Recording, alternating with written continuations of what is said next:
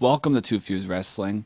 Looks like WWE is going to save the day, and they made a good pivot on the Cody Rhodes, Roman Reigns, Rock situation. Because for a second there, it looked like they were going to fuck on Cody, and I was going to lose my shit. But, hey, it looks like The Rock is self-aware enough to know, let me pivot here, and we'll figure some other shit out. Make sure you smash that like button if you're excited to see Cody main event WrestleMania 40 with Roman Reigns. My partner here, though, when the whole situation started getting hectic, he actually found a way that they could have pivoted that made sense and would have worked. And I actually am looking forward to maybe they just go with this storyline at some point and we get Rock and Cody because that was your idea. So I'm going to kick it over to him. Just discuss how you were looking to fantasy book maybe a pivot around this fiasco that was unfolding in WWE a couple weeks ago. Yeah, I think fiasco is like a perfect word for it because it was like the end of days. Like, we went from the high of Cody winning the Rumble and pointing at Roman to like a week later. Yeah. He sidesteps and just is like, "Yeah, here you go, Rock, you can have it." And I remember like the two of us being like, "That's it, they just killed Cody Rhodes. Like, they just killed him."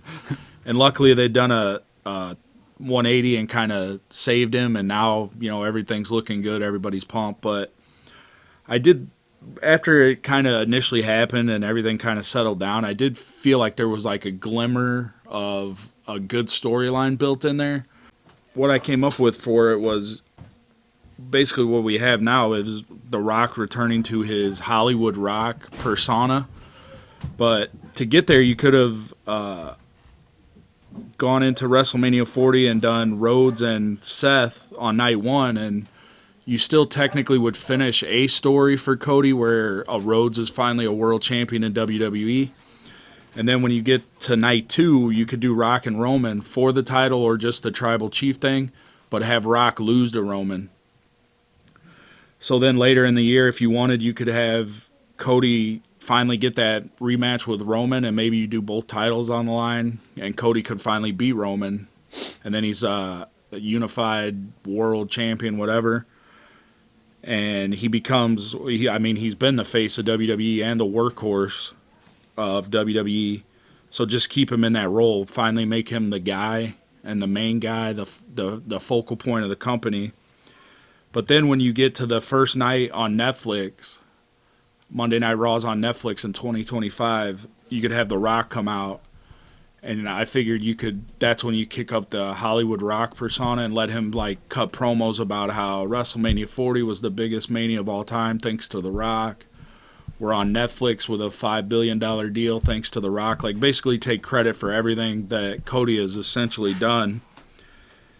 And then you could have Cody confront him and, kind of be like, you're taking all the glory when everyone else in the locker room's here night in and night out, giving our blood, sweat, and tears, and you show up for the payday and take all the credit.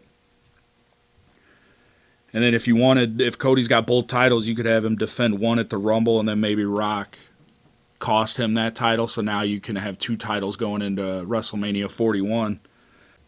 I think that would just be really cool, like the dynamic of this Hollywood money-grubbing, spotlight-stealing heel Rock versus the babyface, overlooked hero, like uncommon, common man, people's champ, Cody Rhodes. And I feel like the promos and just everything that would have went along with it would have been phenomenal. And you just elevate Cody even more. It's like he's in there one-on-one with The Rock instead of being mixed in with the Roman Rock bloodline feud. Yeah, I love that idea just for the fact you mentioned workhorse. Like Right. Cody is the workhorse, and The Rock coming in and talking that shit or stealing a WrestleMania main event from him, which is what we thought. It's like the perfect Hollywood part-timer because that's the whole thing. People don't like part-timers, and that would be the ultimate part-timer heel move if he came in and stole it. Or, like you were saying, now they could still even pivot it to the point where at Netflix debut, he just starts... Still do it, yeah. Yeah, starts talking shit, taking credit for everything. And you got guys like Cody and Seth that have put in the work. My man Drew, who I mean, probably the most underrated run in wrestling right now. CM Punk. Yeah, CM CM Punk's not a workhorse. You know, those guys that don't get the credit. CM Punk. But I am excited because it was like for years now we've been saying Rock and Roman, and that would probably be it. There would be nothing else for The Rock. Now there's Cody, and I feel like that's something I'd be excited for, and it extends our run with The Rock. We get a little more of The Rock. So I think that's good in the long run. The other thing, too, is I think, at least for me, I'm excited to maybe see a Rock, Roman, first Rollins, and Triple H. Unfortunately, I don't think we're going to get that because of Triple H's issues. Yeah. You know who could fill Triple H's shoes? CM Punk. I'm not too much interested in CM Punk. I was wondering if Triple H's health has just gotten better because, like, we've always thought, like, this guy's done and they're able to come back. Well, if I'm not mistaken, it was something inside of his heart, so I don't think... Can't even risk it. Yeah, well, I don't think it... Ric Flair's not supposed to wrestle, though. Well, Triple H isn't broke, so... Ric Flair's willing to test maybe it. if Triple H goes broke, we'll see, but... And even if it was just Rock and Rollins, I like too because I think Rollins could probably get a better match out of The Rock than Cody. Yeah, I think your Cody and Rock would be for your promos. I think Rollins he's going to carry The Rock to a great match. And you're talking about like Triple H filling in, and I said CM Punk. There is another guy that could fill in and would be incredible and would take everyone back to their childhood, and that's Stone Cold Steve Austin. Dude, I was seeing rumors that WWE might try to do a Stone Cold Rock one more time. I mean, if you gave me like Cody and Austin against Rock and Roman, that's it. Yeah, that would be so kick-ass right there, dude. Or even if you do KO and Stone Cold. Yeah, I'd be all right with that.